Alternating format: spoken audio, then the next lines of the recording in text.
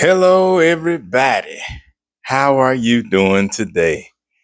I certainly hope all of you are doing just fine. And I would like for you to know that I am doing just fine too. I really am. Glad to be back with you once again. I tell you, you have absolutely no idea how happy I am to be able to spend this time with you. I tell you, it means a lot to me. It really does. First, I would like to say thank you very much for tuning in today. I really do appreciate it. And as always, I would like to welcome all of you to another episode of TJ's Topics. That's right. And of course, as you may know by now, I am TJ. And it is certainly a pleasure to be with you. I consider it a joy, an honor, and a privilege to be able to come into your presence on any given occasion. Now, today I have a topic that I would like to share with you, and it is regarding something that I think most most of us who have been churchgoers for the majority of our lives all know about. And even if you're not a churchgoer, but you either may have been a churchgoer in the past, or you know somebody who is a churchgoer, then perhaps you'll be able to um, know something about this as well. It'll perhaps resonate with you also. My topic is, and forgive me, but I'm telling you, I just, it tickles me when I think about it. But it's the truth. God is not calling everybody to preach. That is what I would like to talk about very briefly. God is not calling everybody to preach. But if you look around where you live in your community, wherever that may be, whether it's a large city, a major metropolitan area, or perhaps a small town. And tell me, what will you find a lot of most of the time, or at least a significant number of? Preachers and churches. Churches on practically every corner. Big churches, little churches, medium-sized churches, storefront churches, mega churches. I mean, everywhere you look, it's a church. And it's almost like they're steady popping up every time you turn around. But you can't have a church without a preacher. You got to have somebody who is going to lead the church and lead his flock. Remember now, they refer to, and I'm going to talk about this in another video, but they refer to their followers as sheep. And we're going to discuss that too another time. But anyway, are these people really called by God? Do you think that the Lord is actually calling all these folk into the pulpit? Because look here, you would think that after all of these years, I'm talking about all these many decades that have gone before us, the gospel, or what they call the gospel, would have been preached on numerous occasions all over by now. I mean, there ought not be any place on this planet that hasn't heard something in the Bible at one time or another at this point in time. But from what I understand, there actually are a few countries in this world that have yet to hear, the gospel. However, You got a lot of people out here who are walking around claiming to be sent by God, that God has somehow called them into the ministry. And I've been seeing this pretty much all my life. You know, it's like every year somebody else pops up, come up out of the woods, They've been out there selling dope and been out there drinking all the whiskey and all the gin and all the bourbon that they can drink. Hoe chasing and I'm talking about banging all the women they can bang and screwing everything with legs and now here they are in the pulpit talking about God has called me to preach. Gambling and stuff and ripping people off, running games left and right. But now they have forsaken all of that for the purpose of preaching the word. Preaching the word. But is it real or is it just a sham? Because, the way I see it, it's a lot of this stuff that we see going on in these churches that it just doesn't make any sense. It's absolutely ridiculous. And I'm going to tell you this too. Very little of what takes place in the church has anything to do with Christ. It's more about the pastor and his ego and certain auxiliaries in there, and various different people who have talent. I mean, because basically it's a show. That's all it is. The worship, the worship hour is a show. And all of the various acts that you see that take place there, well, that is what it is. It's a performance. It really is. And so, but I have a couple of scriptures that I'd like to share with you that you have probably heard quite often. People reference with respect to being called into the ministry. When I was younger, I used to believe that this is what God was saying when he got ready to bring somebody new into the fold, and taking them up to a higher level. But when I look at it now, I look at it from a different perspective.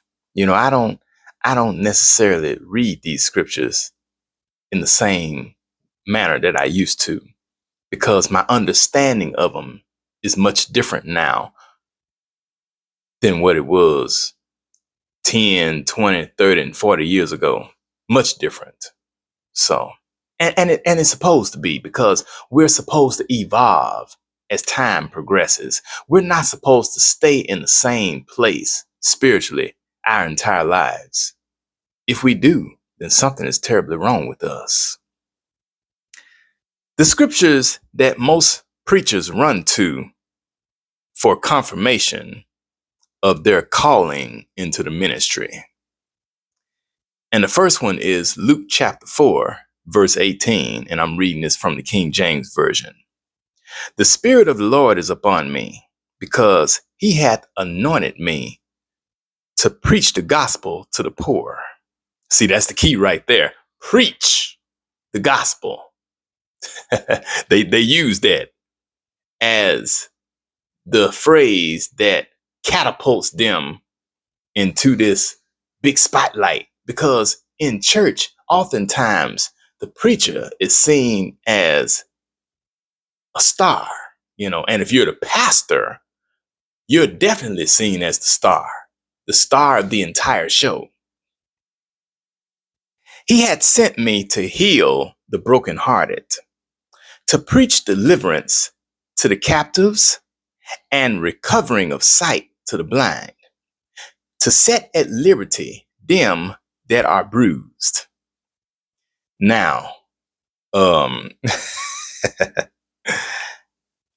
you know, I grew up watching these mega preachers on TV, these televangelists like Benny Hinn and different ones where they claim to be healing people, various ailments and stuff, only to find out years later that it was all a sham. It was just a fake. And that those people, some of them had cancer and they came before the pastor, before Benny Hinn, whoever he was, different ones, to be healed of their disease. And within 3 months of the prayer being prayed over them, they died. They did not survive. So, what does that tell you? Is that stuff even real? Oh my goodness. The second verse I'd like to share with you is Romans chapter 10, verses 14 and 15, also coming from the King James Version. Now, mind you, King James, before I read the passage, King James, when he compiled these, he was instrumental in the compilation of the scriptures, particularly when it was being translated from its original language, the Old Testament being written in Hebrew and the New Testament being written in Greek. He was responsible for it being translated into what we know today as English. But, and of course, the Council of Nicaea in the year 325 AD had to go through and decide on which scriptures would be incorporated into this new book called the Bible. There's a whole lot more I could say about that, but for the sake of time, I'm just going to hold back. But do your research, and I promise you, you'll find out some stuff that you simply will be astonished to know concerning what we call the Word of God. Romans chapter 10, verses 14 and 15. How then shall they call on him in whom they have not believed? And how shall they believe in him of whom they have not heard? And how shall they hear without a preacher? And how shall they preach except they be sent?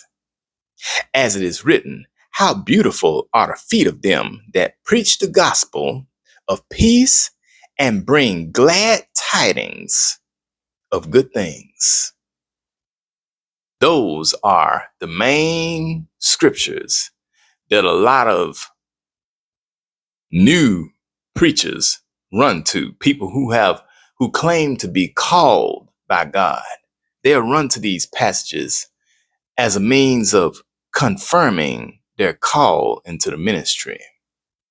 But my question is, should these verses be seen as confirmation of their calling, or is it something else? Or perhaps they're not really called by God or anybody else? Because, it kind of makes you wonder, how is it that God can show so much favor to a handful of people and leave everybody else behind? Because think about this now, and I don't know if any of you ever think about stuff like this, but I do. And I have definitely thought a lot about it over the last 20 years. When people claim to be called by God and that God has anointed them to whether, do anything, it don't necessarily have to be preached, but whatever. It sort of elevates those individuals to a much higher level than everybody else. And as a result of that, it causes them to be placed under a microscope. Because anytime you tell people that you've been called by God for a particular purpose or a specific reason, people are going to start watching you closely to see if everything that you say and do lines up with the calling that you claim to have on your life. And if they see where you're kind of going out in left field, doing stuff that a preacher ought not be doing, saying things that a preacher ought not be saying, fooling around with folk that they feel a preacher ought not be fooling around with, then they're gonna label you as a hypocrite, or they gonna call you a sapsucker, or they're gonna call you some everything because you lying. You you ain't no good. You just playing the game like everybody else. You running that game, trying to get people's money, trying to see how many women you can get to take their drawers off. Because it's funny how a lot of times in church, and especially in the black church, a lot of times women will fall, and not just black church, but I have to speak on this because I'm a black man and I've seen this growing up. Women tend to fall for preachers more so than anybody else, man, because, to be a preacher, he's a very prominent person. He holds a prominent position, not just in the church, but in the community. He's seen as a man of power and stature, and so he commands the attention of those whom he overseas.